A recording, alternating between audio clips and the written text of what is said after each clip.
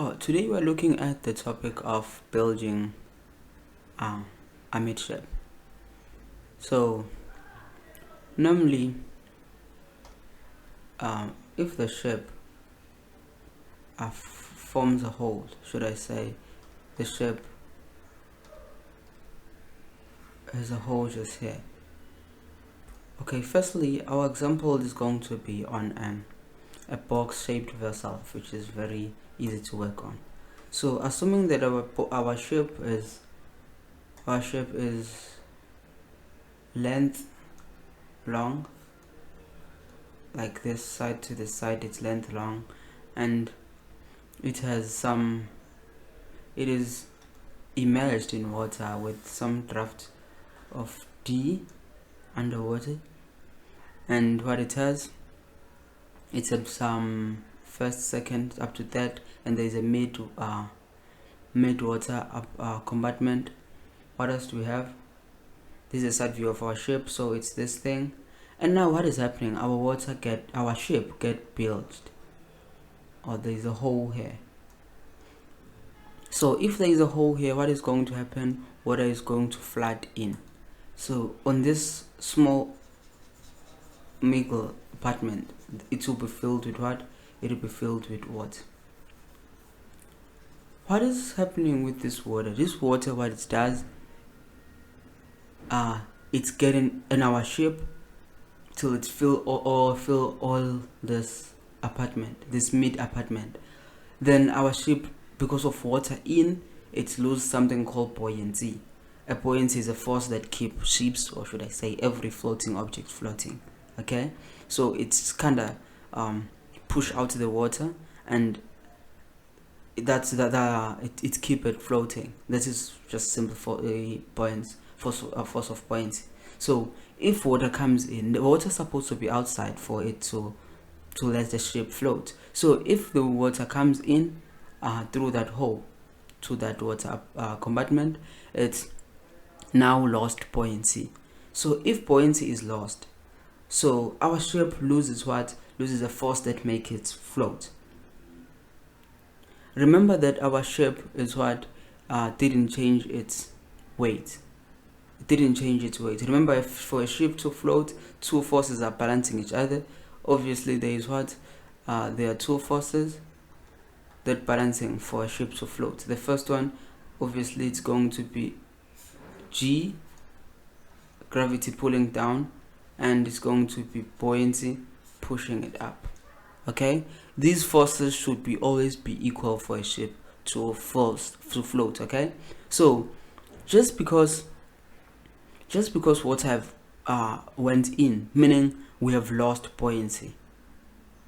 So for a ship to continue floating, buoyancy and gravity need to be the same. Should I say buoyancy and weight need to balance each other for a ship to float. So because of water just dived in, so there is some buoyancy lost. So for us to keep the ship afloat, what we need to do, we need to regain the lost buoyancy. Okay, because there was no loading or unloading in the ship, meaning the ship has the very same weight. So because of loss of buoyancy, and this one does not changing, and what is happening, the ship is going to sink. So we're just going to record a second draft. The ship is going to sink. The ship sink because it lacks buoyancy. In basic English, it just lost some buoyancy. The buoyancy lost is going to be substituted by these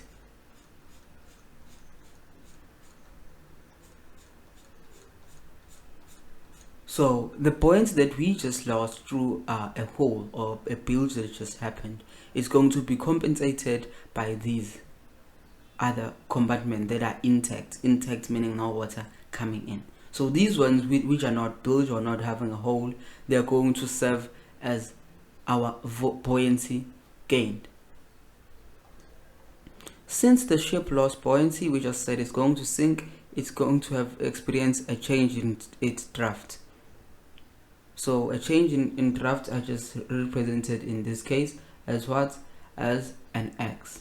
So a ship is going to sink few meters. So for us to know if we still have enough freeboard, yes, we still have enough freeboard. We need to know how much a ship is going to sink if it is built, or if there is a hole in there developing and water coming in.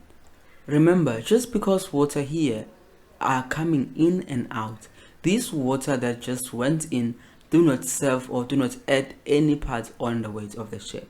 This serve as this is just a part of the ship that is lost. It's no longer part of our weight, and it's no longer part of our buoyancy. So the kb of our ship is not going to change, or should I say the weight of our ship is not going to change.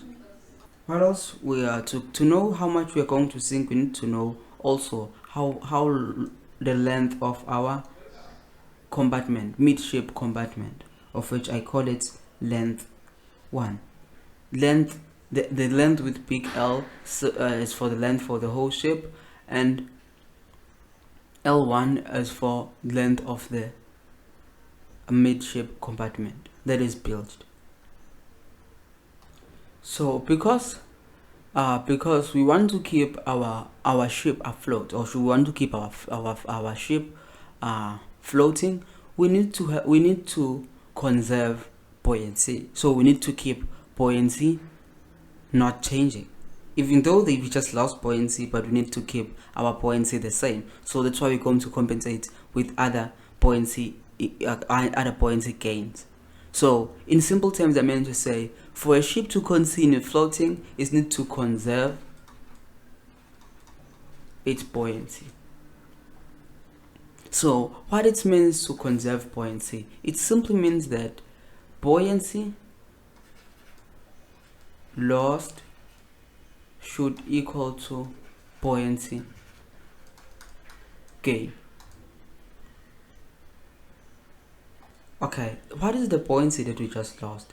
We just lost the buoyancy for the midship compartment. So we just lost L1, the length of this midship, times draught, our initial draught, times what? Times the breadth of the ship. Remember, ship is in 3D, so we still have something else, B here. So times that B. The lost buoyancy should equal to what? To the gained buoyancy. What is gained buoyancy? We said gained buoyancy, it's only these two parts. These are gained buoyancy. So to get the volume of these gained parts, we're just going to say volume of from here to here minus the mid part, of which water will keep flowing in. So exactly, it's going to be x for height times length of the ship, the big L, times the breadth of the ship. Then because we only want for the parts on the side, or should I say on the end after and up after the ship, so we're just going to subtract what? The volume of the mid part. The mid part is what? Legal length, or should I say the length for the compartment, I call it L1, times or volume times x, this x for the height, times the breadth again. So we'll do some math, distribute the negative inside. I'll just going to lend this to this step. Then here we still have this one, L1D and breadth. So here we do have a common factor. We do have a common factor of x and of b, but I chose to take x in this case. X. Then how do we left with? We left with what? We left with L length times breadth. Okay, minus what do we left here? Small length times breadth. So remember our x here, we said it's going to be our change in draught, or should I say the sinkage for our scenario. So the sinkage is going to be x, and we just took all this out. Then we can find, or should I say we can make our sinkage subject of the formula. So we're just going to divide both sides by this. So we're just going to land with what? Just going to land with x. X now is going to equal to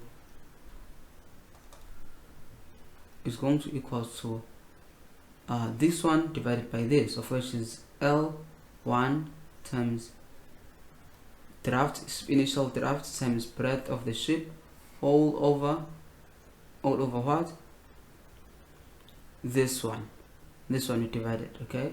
Then it's L times the big L for the ship, PE minus L1 times